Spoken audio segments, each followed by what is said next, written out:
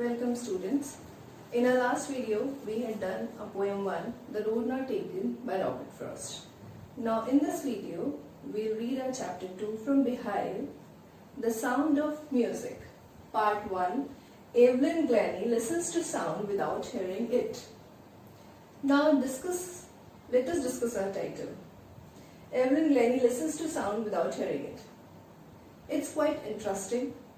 Here author says, Evelyn Glennie listens to sound without hearing it. We all are confused, we all are wonder, how can you listen to sound when you can't hear? So this is something we'll discover in this chapter, that how Evelyn listens to sound although she couldn't hear. Okay, we'll start our chapter. Part 1. Evelyn Glennie listens to sound without hearing it. God may have taken her hearing, but He has given her back something extraordinary. What we hear, she feels far more deeply than any of us. That is why she expresses music so beautifully. ये किसी का comment है Evelyn के लिए कि God ने उसकी सुनने की जो पावर है वो छीन ली, बट उसके बदले में उसे कुछ एक्स्ट्राऑर्डिनरी दिया. What we hear, जो हम सुनते हैं, she feels, वो उसको फील करती है. Far more deeply than any of us, हम सबसे कहीं ज्यादा. That is why she expresses music so beautifully. इसीलिए वो म्यूजिक को बहुत ब्यूटीफुली एक्सप्रेस करती है. ये किसी का कमेंट है एवलिन के लिए कि वो यहाँ बता रहे हैं कि गॉड ने उसको एक अगर फिजिकल डिसेबिलिटी दी है कि वो सुन नहीं सकती, तो उसको उसके बदले में कुछ एक्स्ट्राऑर्डिनरी दिया है. वो क्या है? म्यूजिक को फील करना, और वो इस चीज को हम सबसे कहीं ज्यादा कर सकती है. Next point. Read the following account of a person who fought against a physical disability and made her life a success story. From here, we come to know the theme of the story, the message we get from the story. यहीं से हमें story की theme पता चलती है और वो message पता चलता है जो ये स्टोरी हमें देना चाहती है. यहाँ पे बात हो रही है एवलिन की. Evelyn, the story of Evelyn is a motivational story. It inspires that we should overcome our physical disabilities and achieve our goals like Evelyn did. कि हमें ये जो स्टोरी है वो मोटिवेशनल है, वो हमें मोटिवेट करती है, हमें इंस्पायर करती है कि हमें हमारे फिजिकल डिसेबिलिटी से ऊपर आना चाहिए, ऊपर उठना चाहिए और अपने गोल्स को अचीव करना चाहिए, या उन चीजों को अचीव करना चाहिए जो हमने ड्रीम किया है जिनके बारे में, जैसा एवलिन ने किया. तो यहाँ हम एवलिन ग्लेनी की स्टोरी पढ़ेंगे कि कैसे वो फिजिकली डिसेबल होने के बावजूद, डेफ होने के बावजूद अपने ड्रीम्स को कैसे ट्रू करती हैं. Okay. Rush hour crowds jostle for position on the underground train platform.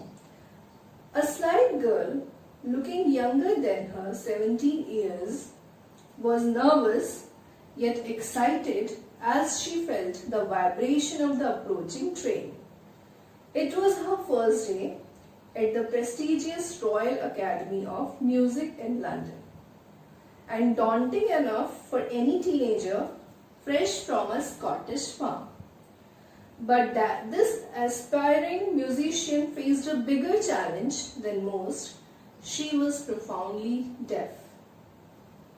अब ये जो स्टार्टिंग है चैप्टर की, लेसन की, स्टोरी की जो स्टार्टिंग है, उसका सीन क्या है? एक रेलवे प्लेटफॉर्म का अंडरग्राउंड ट्रेन प्लेटफॉर्म है जहाँ पे भीड़ बहुत हो रही है. जॉसल मीन्स पुश, रफली लोग बाग एक दूसरे को पुश कर रहे हैं, बहुत भीड़ भड़का हो रहा है वहां पे. एक अंडरग्राउंड रेलवे प्लेटफॉर्म है. अ स्लाइट गर्ल, एक छोटी सी लड़की, लुकिंग यंगर देन हर 17 ईयर्स, जिसकी एज क्या है? 17 ईयर्स है, लेकिन वो इतनी छोटी, इतनी पतली है कि वो अपनी एज से भी बहुत कम दिखाई दे रही है. Was nervous yet excited as she felt the vibration of the approaching train. वो थोड़ी सी नर्वस है लेकिन एक्साइटेड भी है. क्यों? क्योंकि वो ट्रेन की आने की जो वाइब्रेशंस है वो फील कर पा रही है. ट्रेन के आने की जो वाइब्रेशंस को फील करके वो एक्साइटेड हो रही है। और वो एक्साइटेड क्यों है? क्योंकि वो कहाँ जा रही है? Royal academy of music in London जा रही है म्यूजिक सीखने। It was her first day at the prestigious royal academy of music in London and daunting enough, daunting means frightening, डराने वाला। और ये एक डॉन्टिंग एनफ, वो फ्राइटनिंग है किसी भी टीनेजर के लिए जो स्कॉटलैंड से बिलोंग करता है। स्कॉटलैंड यूरोप की एक जगह है और स्कॉटलैंड में लाइफ इतनी फास्ट नहीं है जितनी लंदन में है। तो स्कॉटलैंड में फार्म्स है, कंट्री साइड है, जबकि लंदन कैसा है? अर्बन है। लंदन में लाइफ ज्यादा फास्ट है स्कॉटलैंड के कंपैरिजन में। तो इसीलिए यहाँ राइटर हमें ये कह रहे हैं कि एक स्कॉटिश फार्म उन्होंने एवलिन के लिए यूज किया है कि एक टीनेजर स्कॉटिश फार्म से है। जो स्कॉटिश फार्म मीन्स स्कॉटलैंड का जो लाइफस्टाइल है वो कैसा है? फार्म्स, कंट्री साइड है। तो वो ये हमें ये बताना चाह रहे हैं कि वहां की लाइफ बड़ी काम है, स्लो है लंदन के बजाय। तो एक टीनेजर जो वहां जा रहा है लंदन, तो उसके लिए डरा देने वाला एक्सपीरियंस होगा। But this aspiring musician faced a bigger challenge than most. She was profoundly deaf. Profoundly means absolutely, बिल्कुल। तो स्कॉटलैंड से बिलोंग करना इतना बड़ा चैलेंज नहीं है जितना उस बच्ची का डेफ होना उसके लिए एक चैलेंज है। यानी स्कॉटलैंड की स्लो, काम, कंट्री साइड, फार्म से रिलेटेड लाइफ होना इतना बड़ा चैलेंज नहीं है कि वो एक स्कॉटलैंड के होकर लंदन जा रही है, लंदन की फास्ट लाइफ में एडजस्ट होने जा रही है। तो वो इतना बड़ा चैलेंज नहीं है जितना उसकी लाइफ का सबसे बड़ा चैलेंज क्या है? उसका डेफ होना, उसके पास सुनने की पावर ना होना, वो उसकी लाइफ का सबसे बड़ा चैलेंज है। Evelyn Glennie's loss of hearing had been gradual. Gradual means slowly, slowly. Her mother remembers noticing something was wrong when the 8-year-old Evelyn was waiting to play the piano. They called her name and she didn't move. I suddenly realized she hadn't heard, says Isabel Glennie.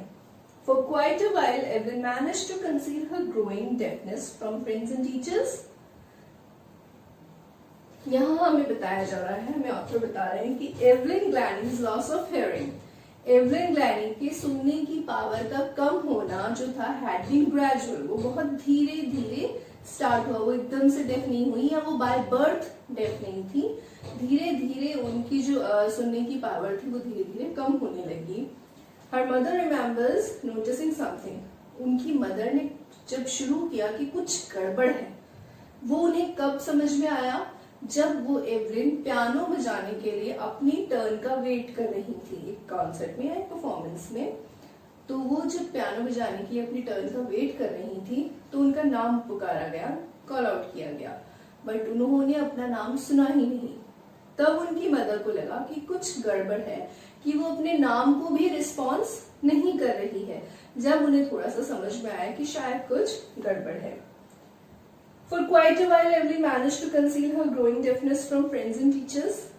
धीरे धीरे कुछ समय के लिए, क्योंकि धीरे धीरे वो डेफ हो रही थी, तो कुछ समय के लिए एवलिन अपनी इस डिसेबिलिटी को या अपनी सुनने की जो उनकी पावर कम होती जा रही थी उसको अपनी फ्रेंड्स से, अपने टीचर से छुपाने में सक्सेसफुल रही। वो conceal means to hide something, तो उसको छुपाने में सक्सेसफुल रही। But by the time she was 11, her marks had deteriorated and her headmistress urged her parents to take her to a specialist. लेकिन समय के साथ जब वो 11 इयर्स की हो गई, जब वो 8 इयर्स की थी, तब उनमें धीरे धीरे प्रॉब्लम शुरू हुई। ग्रेजुअली वो धीरे उनकी सुनने की जो पावर थी, कैपेबिलिटी थी, वो कम होने लगी। तब तक तो वो उसको छुपा सकती थी, थोड़ा बहुत हम छुपा सकते हैं, बट 11 इयर्स की जब वो हुई तो उनके मार्क्स में डिटोरिएशन होने लगा, उनके मार्क्स रिड्यूस होने लगे, वीकन होने लगे, कम होने लगे। तब उनके टीचर्स को चिंता हुई और उन्होंने उनके पेरेंट्स से अर्ज किया, अर्ज मीन्स रिक्वेस्ट करना, तो उनके पेरेंट्स से अर्ज किया कि वो उन्हें किसी स्पेशलिस्ट को दिखाएं। It was then discovered that her hearing was severely impaired as a result of gradual nerve damage. फिर ये उन्होंने किसी स्पेशलिस्ट को दिखाया, तो उस स्पेशलिस्ट को दिखाने के बाद ये डिस्कवर हुआ कि उनकी जो सुनने की पावर है वो इम्पेयर, वीकन हो रही है, कमजोर हो रही है किसी नर्व के डैमेज होने की वजह से। They were advised that she should be fitted with hearing aids and sent to a school for the deaf. Everything suddenly looked black, says Evelyn. फिर उनको एडवाइस किया गया उनके पेरेंट्स को कि एवलिन को हियरिंग एड्स देने चाहिए, यानी सुनने की कुछ मशीन्स आती हैं वो देना चाहिए ताकि वो सुन सकें, ताकि वो आगे कंटिन्यू कर सकें, या और उनको डेफ के लिए जो स्कूल्स हैं बने हुए हैं वहां उन्हें भेजना चाहिए। जब एवलिन ने ये सुना तो उनको ऐसा लगा कि एवरीथिंग इज ब्लैक नाउ, उनको लगने लगा कि हर चीज उन्हें काली दिखने लगी। क्यों ऐसा होता है? जब हम जैसा सोचते हैं वैसा हमारे साथ नहीं होता या उसका ऑपोजिट होता है तो हमें ऐसा लगता है कि सब कुछ फिनिश हो चुका है। तो उनको एकदम सडनली ऐसा लगा कि सब कुछ ब्लैक हो चुका है, उनकी लाइफ में अब आगे कोई एम नहीं है, कोई टारगेट नहीं है। एवलिन ऐसा कहती हैं कि उस समय जब उनको ये कहा गया कि उनको हियरिंग एड्स यूज करने चाहिए और डेफ के लिए जो स्कूल बने हैं वहां जाना चाहिए, तो उनको ऐसा लगा कि उनकी लाइफ जो है वो वहीं रुक गई है। But Evelyn was not going to give up. She was determined to lead a normal life and pursue her interest in music. But Evelyn वो गर्ल नहीं थी जो गिव अप कर देती, जो हार मान लेती। She was determined to lead a normal life. वो एक नॉर्मल लाइफ जीना चाहती थी और म्यूजिक में अपने करियर को, अपने ड्रीम्स को परस्यू करना चाहती थी। Pursue means to follow something. तो वो अपनी ड्रीम्स को, म्यूजिक, अपने इंटरेस्ट को परस्यू करना चाहती थी जो उनका म्यूजिक में था। One day she noticed a girl playing a xylophone and decided that she wanted to play it too. Most of the teachers discouraged her, but percussionist Ron Forbes spotted her potential. एक दिन उन्होंने girl को notice किया जो xylophone बजा रही थी। Xylophone एक म्यूजिकल इंस्ट्रूमेंट होता है, छोटी बड़ी वुडन की स्टिक्स होती हैं जिनको दो छोटी छोटी स्टिक से बीट करके बजाया जाता है। यहाँ अपनी बुक में, अपनी टेक्स्ट बुक में ये छोटा सा पिक्चर भी है इसका। तो उन्होंने एक दिन एक गर्ल को जाइलोफोन बजाते हुए देखा और उसी वक्त उन्होंने डिसाइड किया कि वो भी इस म्यूजिकल इंस्ट्रूमेंट को बजाना चाहती हैं। तो जब उन्होंने अपनी ये डिजायर सामने रखी तो उनके बहुत से टीचर्स ने उनको डिस्करेज किया, उनको इस चीज के लिए डिस्करेज किया कि वो ऐसा नहीं कर सकती। बट रॉन फोर्ब्स एक परकशनिस्ट थे। परकशनिस्ट क्या होता है? जो वेराइटी ऑफ म्यूजिकल इंस्ट्रूमेंट्स बजा सकता है, लाइक गिटार, तबला और ड्रम्स। तो जो एक से ज्यादा म्यूजिकल इंस्ट्रूमेंट्स बजा सकता है, बहुत से मास्टरी होती है जिसकी, वो परकशनिस्ट होता है। तो एक परकशनिस्ट रॉन फोर्ब्स ने उनको नोटिस किया और उनकी पोटेंशियल मींस एबिलिटी, उनकी कैपेबिलिटीज, उनकी क्वालिटीज को पहचाना। He began by tuning two large drums to different notes. Don't listen through your ears, he would say. Try to sense it some other way. उन्होंने क्या किया? उनके पोटेंशियल, एवलिन की capabilities को पहचाना रॉन फोर्ब्स ने, और उन्होंने इसके लिए क्या किया? उन्होंने दो बड़े बड़े ड्रम्स को दो डिफरेंट नोट्स पे सेट किया, यानी वो दोनों अलग अलग डिस्टिंक्ट साउंड निकालते थे। और उन्होंने एवलिन को इस चीज के लिए एनकरेज किया कि तुम सिर्फ कान से सुनने की कोशिश मत करो। Don't listen through your ears, कानों से नहीं सुनो इसकी आवाज को, इस आवाज को कहीं अपने और किसी तरीके से, किसी अदर वे में सुनने की, सेंस करने की, फील करने की कोशिश करो।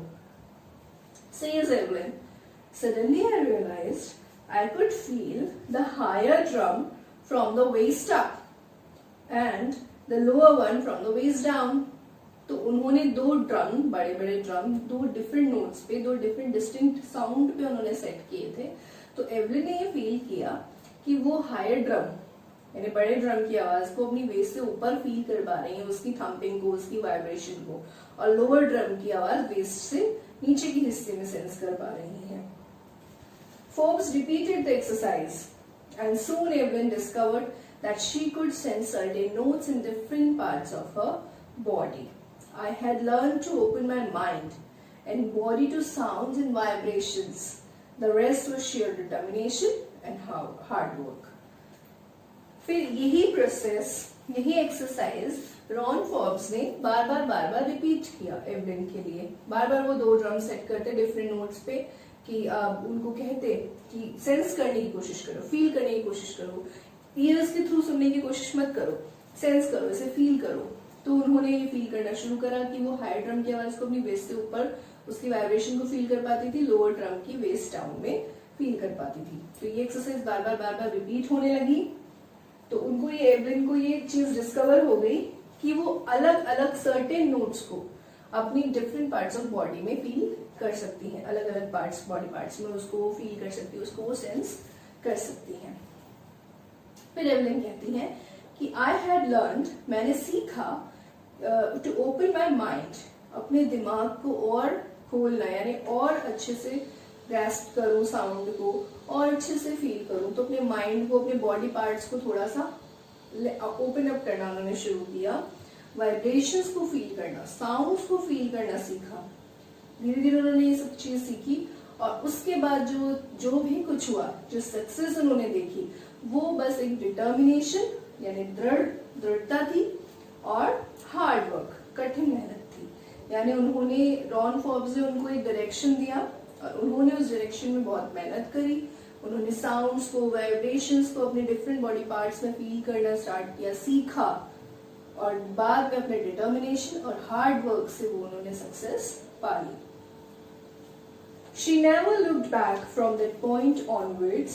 She toured the United Kingdom with a youth orchestra, and by the time she was 16, she had decided to make music her life.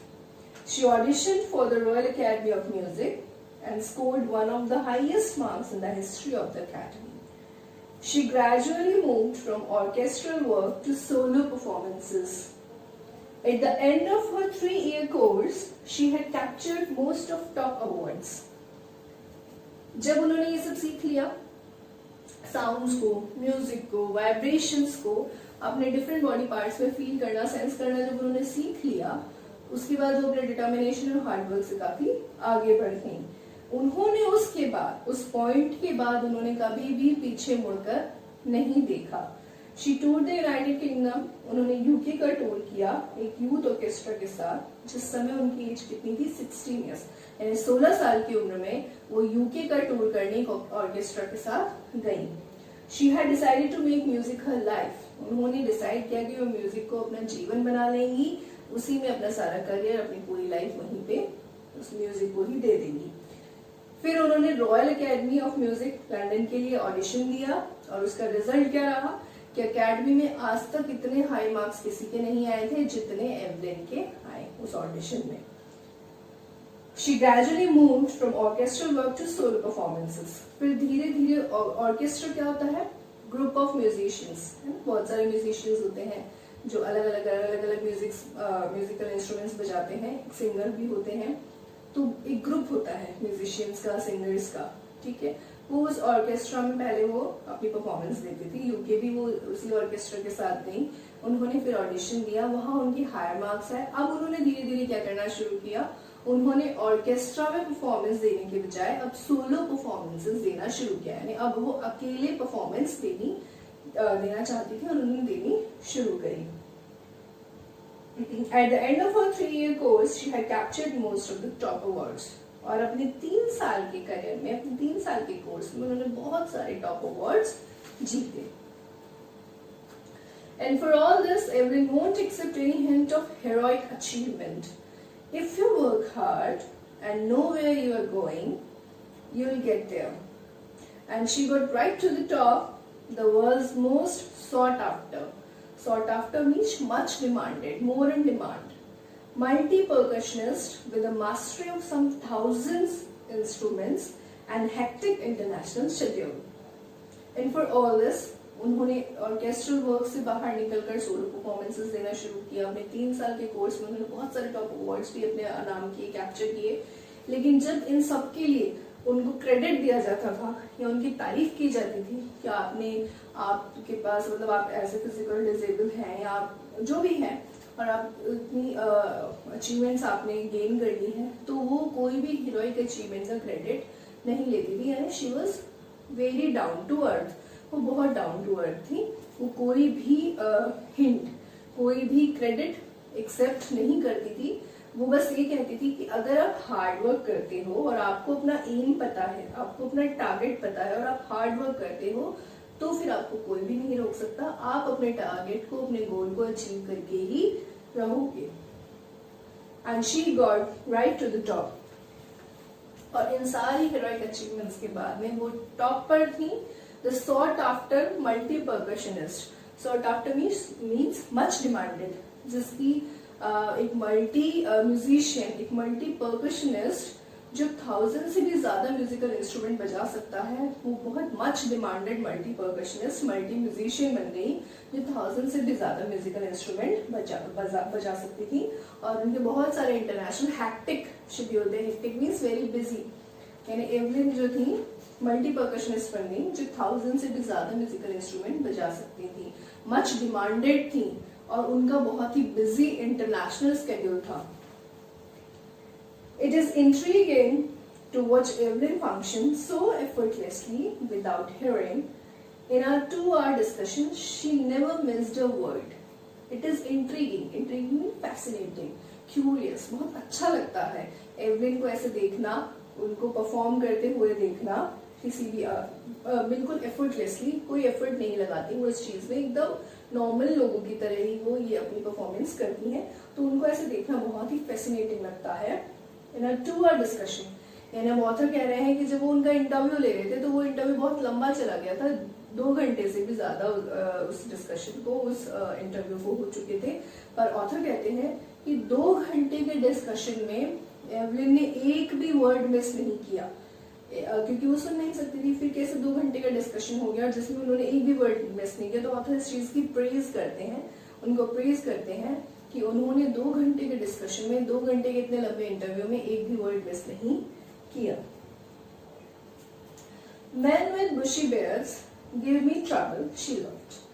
Men with bushy beards give me trouble.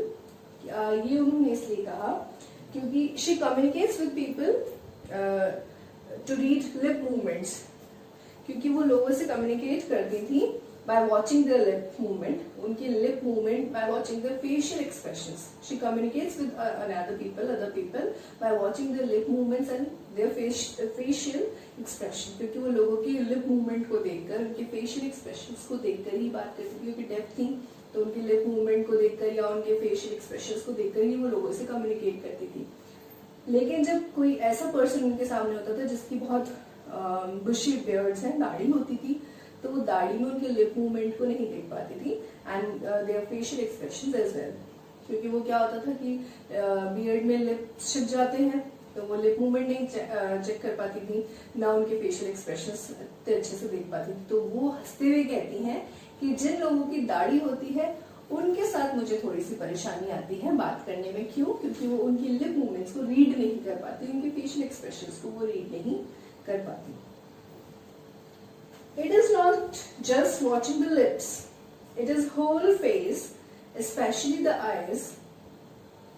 वो ये कहती हैं कि मैं सिर्फ लिप वॉच नहीं करती, lip movement read नहीं करती, मैं पूरे चेहरे को देखती हूँ, स्पेशली आईज, और स्पेशली किसको देखती हूँ? आंखों को। यानी जरूरी नहीं है कि लिप मूवमेंट्स को ही रीड करके मैं सामने वाले की बात समझ जाऊं, मैं फेशियल एक्सप्रेशन से भी बात समझ लेती हूँ, स्पेशली आंखों से। She speaks flawlessly with a Scottish lilt. Flawlessly means without any fault, without any mistake, continuously. वो बोलती रही। And Scottish means Scotland से related, and lilt का मतलब होता है speaking way, accent. तो वो Scottish accent में बोलती रही flawlessly without any mistake. My speech is clear because I couldn't hear till I was 11, she says. But that doesn't explain how she managed to learn French and master basic Japanese. My speech is clear. मेरी speech यानी बोलने की जो power है या जो बोलने की कैपेबिलिटी है वो मेरी क्लियर है। क्यों? Because I could hear till I was 11. क्योंकि मैं सुन सकती थी जब तक मैं 11 ईयर्स की थी। तो जब तक 11 साल की हो तब तक वो सुन सकती थी। सुन सकते हैं तो हम बात कर सकते हैं, जवाब दे सकते हैं। तो स्पीच क्लियर है क्योंकि 11 साल तक वो सुन पाती थी। लेकिन इस चीज का इससे कोई लेना देना नहीं है, क्योंकि उन्होंने 11 ईयर्स के बाद में डेफ होने के बाद में जब वो अपनी सारी हेयरिंग कैपेबिलिटीज को खो चुकी थी, उसके बाद में भी उन्होंने फ्रेंच लैंग्वेज पे भी उनका उतना ही कमांड था और जापानीज बेसिक लैंग्वेज पे भी उनका उतना ही कमांड था।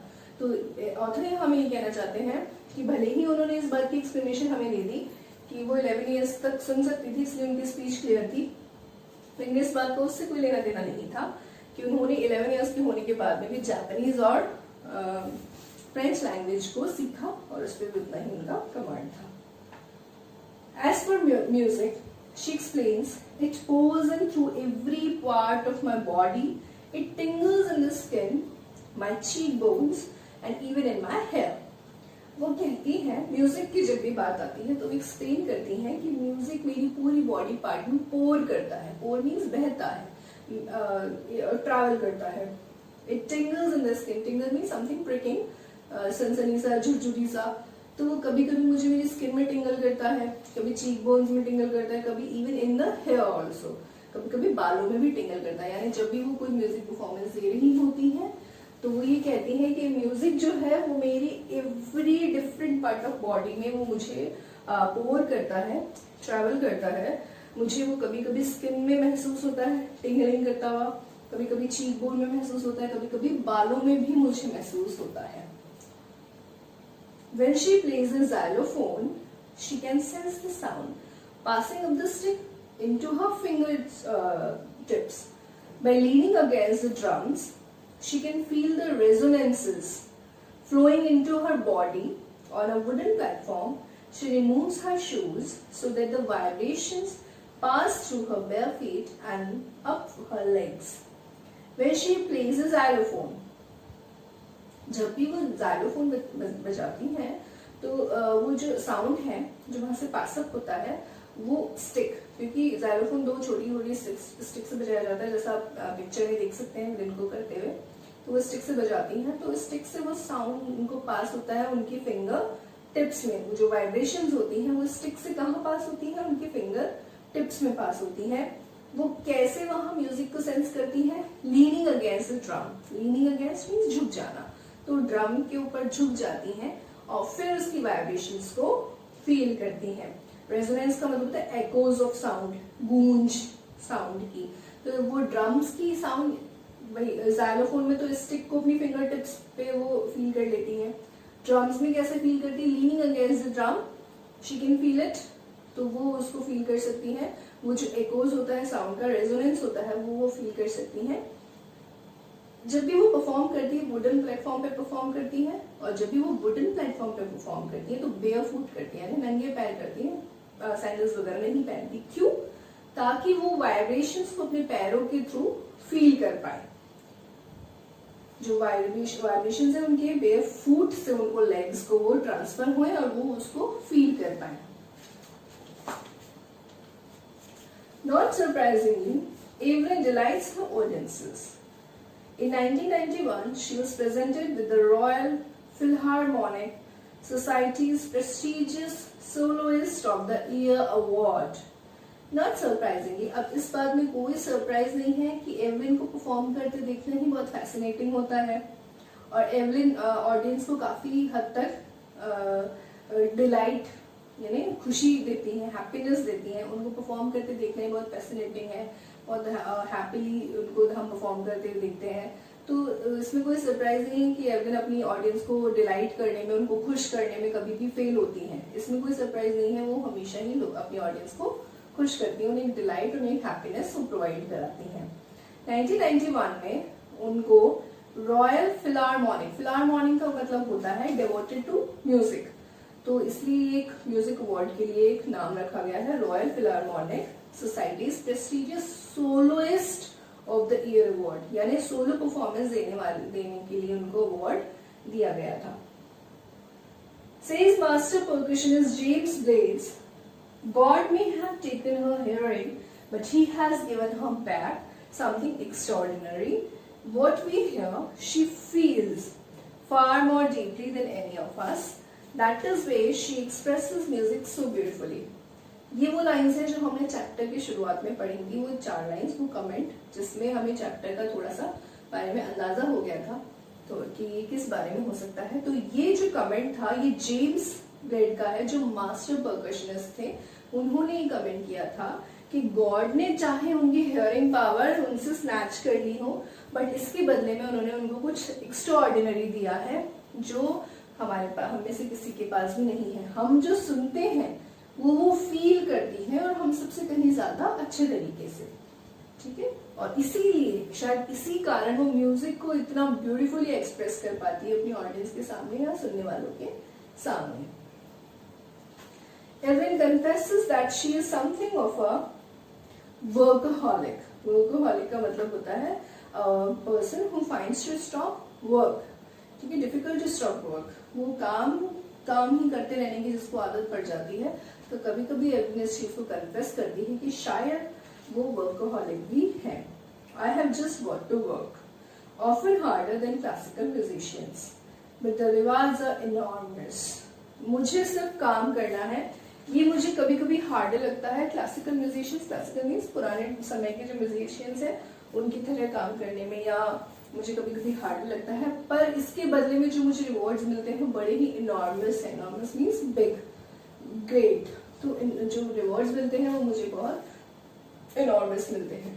Apart from the regular concerts, Evelyn also gives free concerts in prisons and hospitals. She also gives high priority to classes for young musicians. Anne Richland of the Beethoven Fund for Deaf Children says she is a shining inspiration for deaf children. They see that there is nowhere that they cannot go. इन सब के अलावा, यानी जो normal regular concerts वो करती हैं, जो अपने टूर्स करती हैं या जितने भी अपनी परफॉर्मेंसेस करती हैं, उनके अलावा एवलिन जो है वो चैरिटी भी करती है।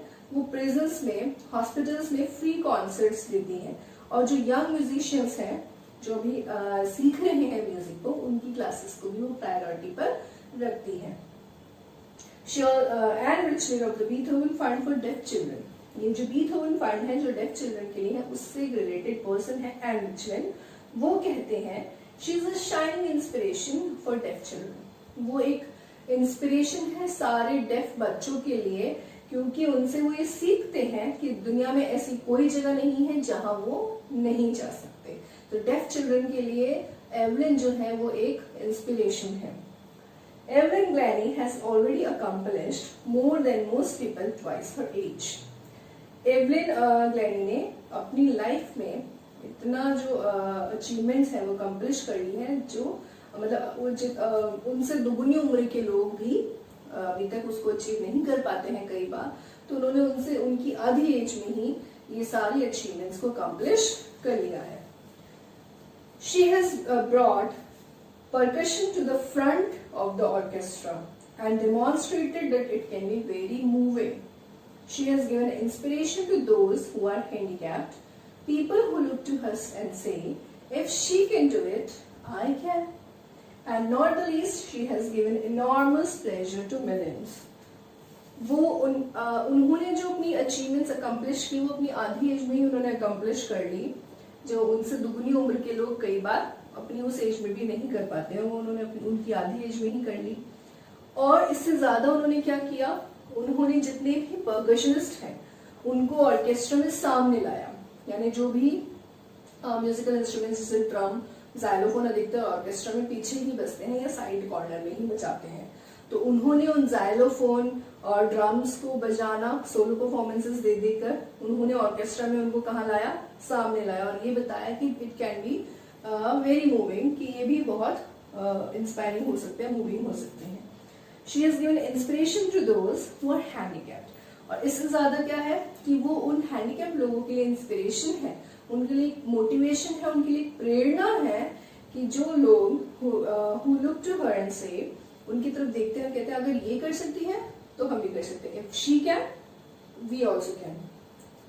And not the least, she has given enormous pleasure to millions, और इन सबसे कहीं ज्यादा जो हम बात करें, उन्होंने मिलियन ऑफ पीपल को ये प्लेजर दिया है म्यूजिक का, ठीक है, अपनी ऑडियंस को वो डिलाइट दिया है। तो वो चाहे इंस्पिरेशन है डेफ चिल्ड्रन के लिए या हैंडीकैप लोगों के लिए इंस्पिरेशन है, या उन्होंने परकशनिस्ट को ऑर्केस्ट्रा में सामने लाया है, ये सारी चीजें उनकी अचीवमेंट्स हैं, बट इन सबसे भी ज्यादा कहीं क्या बातें हैं कि उन्होंने म्यूजिक जैसा प्लेजर मिलियंस को पहुंचाया है और उसके थ्रू लोगों को डिलाइट किया है, हैप्पी किया है।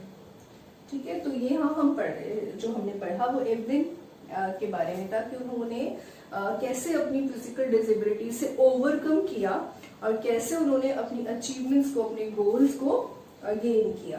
ठीक है, so we have finished the chapter. Now your home assignment is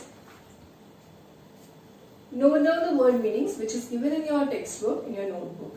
तो ये जो वर्ड मीनिंग आपकी बुक में दी हुई है साइंस में, वो सारी वर्ड मीनिंग्स को आपको अपनी कॉपी में, नोटबुक में राइट डाउन करना है। Okay, so in our next video we will do the question answers of this chapter. So we will meet in our next video. Till then take care, stay safe and thank you for watching.